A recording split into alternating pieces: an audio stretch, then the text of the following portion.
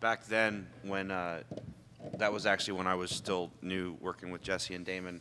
A lot of times I would pester Jesse. I'd be like, "Hey man, you got any castings you can send me? That are done that I'd like to practice on stuff." And he sent me that and didn't tell me he was sending it to me. And he was just like, run with it, do whatever you want with it. I knew what it was, of course, and I thought that he was going to pitch a ROM line, and but it was one of those things where he always trusted, do whatever you want, and we'll see what we can do with it. And Jesse and Damon have always been really trusting with turning stuff over, knowing that even though my photography sucks, and that's actually Daniel Pickett's picture, not mine. That's why it's so good. But they always knew that even if the pictures weren't great, that they what they would get would be what they would expect. And that's one of those times where it was like, I think that was when we first started doing all the bouncing ideas about colors Sure. and stuff like that. I think it was.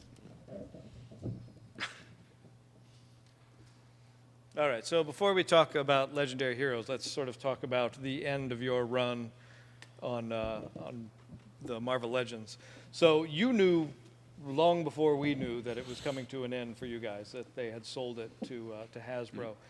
Did that affect sort of what was coming down the pike for you guys? Were there characters that you were trying to get in before your time was up and that sort of thing? Well, it was interesting. It was an interesting progress to hand the whole thing over, because we had done a great deal of development for 06, and I think the brand started. They had to basically take the prototypes that we had developed. We had several meetings where we would literally hand stuff off to them, and in doing that, we were like, we know there's going to be a consumer out there for this type of product, 6-inch scale, super articulated, whatever if it's comic books or it's, maybe it's something else, maybe it's, a movie or something like that. And we'd actually talked about it, doing something like this.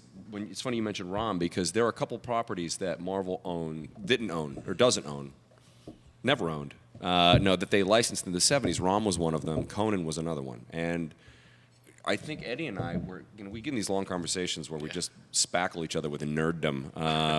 And we were talking about, it'd be really cool to put Conan, do a Conan figure, because, everybody grew up reading those books in Marvel, and he was part of the Marvel universe, and so was ROM. So we started, we did look at it, for ROM, and it was like nobody knows who owns the rights. That's it's kind of like up in the air as to who owns the rights for ROM. And we stopped talking about it. And then a couple years later, we were like, well, what if we did a line of just, all the other characters that are, that haven't had this treatment done from the toys. And that's kind of how this whole thing manifested itself. For this next section, as we start talking about Legendary Heroes, I just asked that no pictures are taken of these slides. If you want to take a look at them again, we've got them up on the website after the panel's over.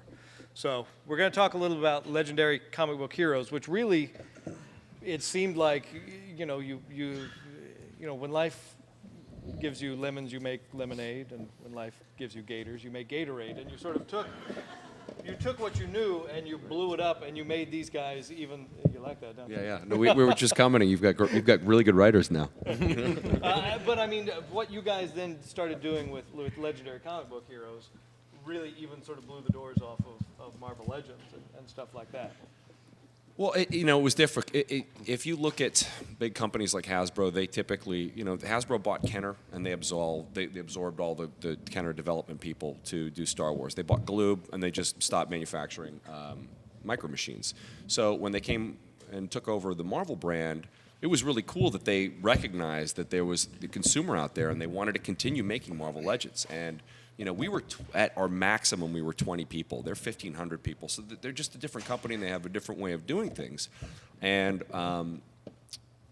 we just saw an opportunity to make some product. And when it came out, it actually helped, because they really, I think it really solidified to them that, we kind of get it. We know what we're talking about. And I really felt like after we did this line that we got accepted as, part of their development team. So I thought it was kind of cool that,